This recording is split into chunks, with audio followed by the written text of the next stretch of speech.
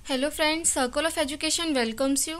अपनी romantic writer की series में हम पीबी शैली कर रहे हैं, जिसके ऊपर 5 या 6 लेक्चर्स ऑलरेडी चैनल पे अपलोड हो चुके हैं। अगर आपने अभी तक नहीं देखा है तो प्लेलिस्ट में जाकर के चेक कर लें। आपके एग्ज़ाम के पॉइंट ऑफ व्यू से वो बहुत ज़रूरी होने वाली हैं। तो लास्ट वीडियो में हमने पीबी शैली का जो प्ले है प्रोमीथियस अनबाउंड, वो बहुत ही अच्छे से डिटेल में डिस्कस किया था। आज की इस वीडियो में हम इनके जो अदर मेजर इंपॉर्टेंट वर्क हैं जो अक्सर एग्ज़ाम में पूछ लिए जाते हैं उनको डिस्कस करेंगे, और होपफुली आज की इस वीडियो के साथ ही हम पीबी शैली कवर कर लेंगे और नेक्स्ट रोमांटिक राइटर की तरफ मूव करेंगे। तो अगर आपको वीडियोस पसंद आ रही हैं, नोट समझ आ रहे हैं, तो वीडियोस को लाइक करें। आपके जो भी ओपिनियंस है कमेंट सेक्शन में ज़रूर रखें, और अगर आप चैनल पर नए हैं तो सब्सक्राइब करें। चलिए आज की इस वीडियो को शुरू करते हैं। तो शैली की बहुत ही इम्पॉर्टेंट पोएम है ode to the west wind, जो कि पब्लिश हुई थी 1820 में। बात करें अगर इस पोएम की, तो ये एक ओड है जो कि 5 सेक्शंस में लिखा गया है टर्ज़ा राइमा में। इसके कंपोजिशन की बात करें अगर, तो 1890 में इसको कंपोज किया गया था और ये पब्लिश हुआ था 1820 में। बात करें अगर इसके लोकेशन की कि इसको कहाँ लिखा गया था, तो it was written near woods, Florence, Italy. इसको इटली में लिखा गया था। फ्रेंड्स, कई बार पीबी शैली पे क्वेश्चन आता है कि जो पीबी शैली के वर्क्स हैं या फिर मेजर वर्क हैं वो उन्होंने कहाँ लिखे हैं, तो आपका आंसर पीसा आएगा। ठीक है, आपको याद रखना है।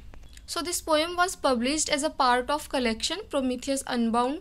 और जब इस पोएम को शैली लिख रहे थे तो इनके माइंड में कहीं ना कहीं पीटरलू मुसारे चल रहा था। इस पोएम में पीबी शैली ने जो वेस्ट विंड होती है उसके डिजास्टरस और बेनिफिशियल एस्पेक्ट्स जो होते हैं वो बताया है। जैसे हम अपनी हिंदी में बोलते हैं ना कि पूर्वी हवा पश्चिम हवा, तो इस पोएम में पीबी शैली ने जो पश्चिम हवा होती है, वेस्ट विंड होती है, उसकी जो दोनों एस्पेक्ट्स हैं, डिजास्टरस बोलो या बेनिफिशियल, उन दोनों की ही जो चीज़ें होती हैं वो सब बहुत अच्छे से बताया है।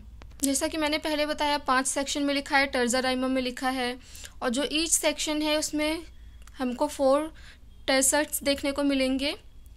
ABA, BCB, CDC, DED, and rhyming couplet and में देखने को मिलेगा EE। तो ये जो ओड है ये आइम्बिक पेंटामीटर में लिखा गया है।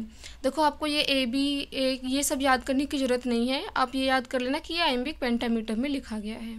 तो ये जो पोएम है ये स्टार्ट होती है 3 सेक्शंस में। डिस्क्राइब करते हैं शैली जो विंड का इफेक्ट है 3 चीज़ों पे, उसको डिस्क्राइब करते हैं। अर्थ, एयर, ओशियन, ये तीनों आपको याद करना है।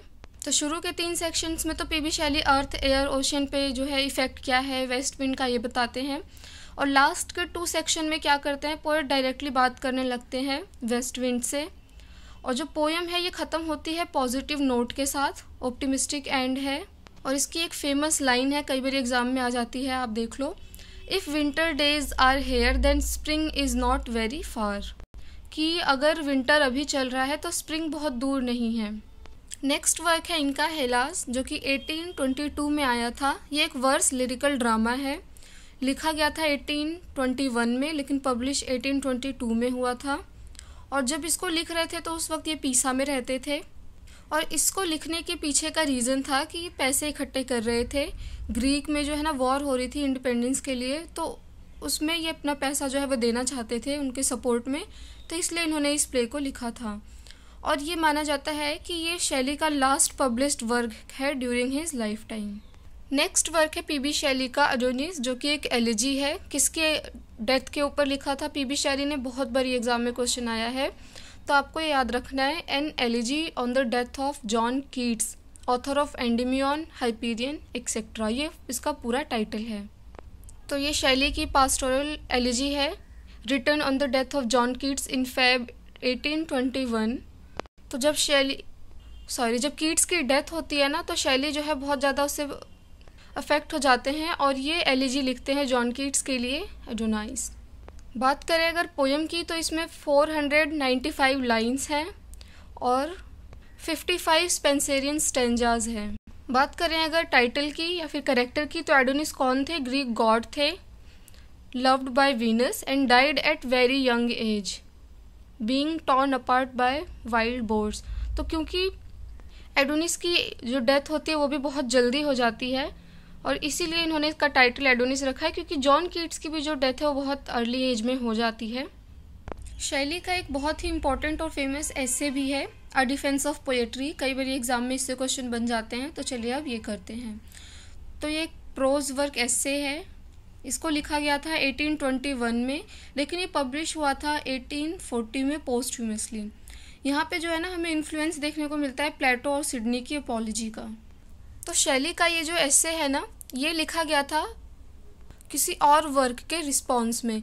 शैली के एक फ्रेंड होते हैं थॉमस लव पिकॉक, ठीक है, ये एक आर्टिकल लिखते हैं द 4 एजेस ऑफ पोएट्री, जो कि 1820 में पब्लिश होता है। तो इसी के रिप्लाई में जो है शैली अपना ये एसे लिखते हैं अ डिफेंस ऑफ पोएट्री। इसके अंदर बहुत फेमस लाइन है, कई बार एग्जाम में आती है, poets are the unacknowledged legislature of the world.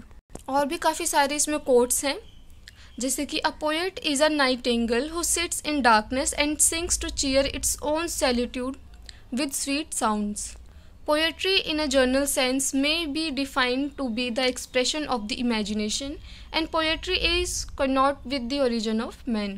Next है, poetry is a mirror which makes beautiful that which is distorted. Next है, poets are not only the authors of language and of music, of the dance and architecture and statuary and paintings. They are institutor of laws and the founders of civil society.